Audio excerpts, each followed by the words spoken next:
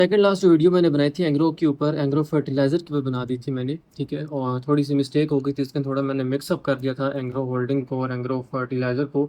Actual में हमारी जो लिस्ट है जिसके ऊपर हम देखते हैं डेटा पोर्टल के ऊपर थ्रू वेटेजेस की, उसके मुताबिक एंग्रो होल्डिंग था। मैंने एंग्रो फर्टिलाइज़र को एक्सप्लेन कर दिया एंग्रो होल्डिंग को दिखाते-दिखाते। तो ख़ैर आज हम बात करते हैं दोबारा से एंग्रो होल्डिंग के ऊपर। तो एंग्रो होल्डिंग एक ऐसा शेयर है जिसके अंदर आप डिफरेंट कंपनीज़ के जो है वो स्टेक्स ले सकते हैं। Like investing in one company instead of आप बहुत सारी कंपनीज में जो है वो इन्वेस्ट करें, ये जो है वो एक इन्वेस्टमेंट होल्डिंग कंपनी है एंग्रो होल्डिंग्स, ठीक है? इसका डिफरेंट जो है वो लाइक शेयर सॉरी कंपनीज जैसे लिंक्ड है, यानी कि इन्वेस्टमेंट होल्डिंग कंपनी है। ये एक स्पेसिफिक कंपनी नहीं है कि सिर्फ एक ही जो है वो एक इसके अंदर जो है वो कोई बिजनेस चल रहा हो।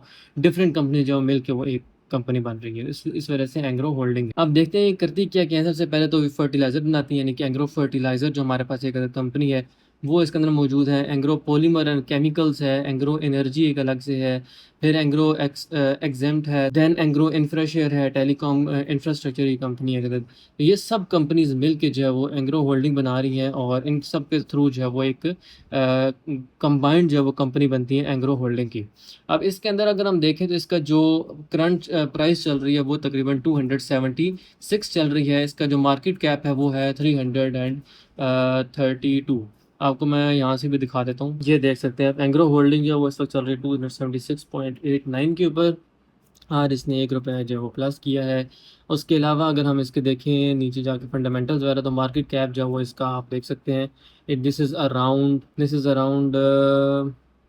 कितना बनता है, 332 बिलियन जो है इसका मार्केट कैप बन रहा है। फ्री फ्लोट जो है इसके 75% शेयर है, कि बहुत अच्छे शेयर इसके जो है फ्री फ्लोट आम आवाम के लिए जो है वो अवेलेबल हैं। इसके एनुअली हम देखें रिटर्न्स तो काफ़ी अच्छे रिटर्न्स हैं।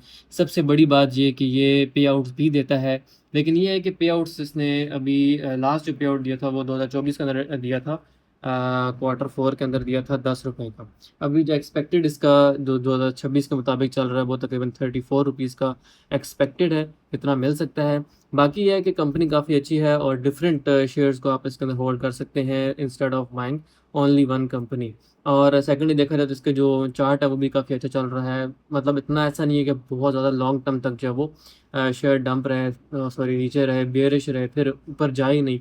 अगर वो नीचे गिरता भी है तो कुछ टाइम के बाद जो है वो एकदम से दोबारा वापस ऊपर चला जाता है। तो एक बहुत अच्छी कंपनी है इन्वेस्टमेंट के लिए एंग्रो होल्डिंग्स। हम लॉन्ग टर्म के लिए देखना चाहें इस कंपनी को तो हम इसके अंदर जो है वो अपनी हिसाब से वेटेज के हिसाब से हम इसके अंदर इन्वेस्टमेंट जो है वो कर सकते हैं। वेट टाइम हमें ये एक अच्छा जो है प्रॉफिट जनरेट करके दे सकती है।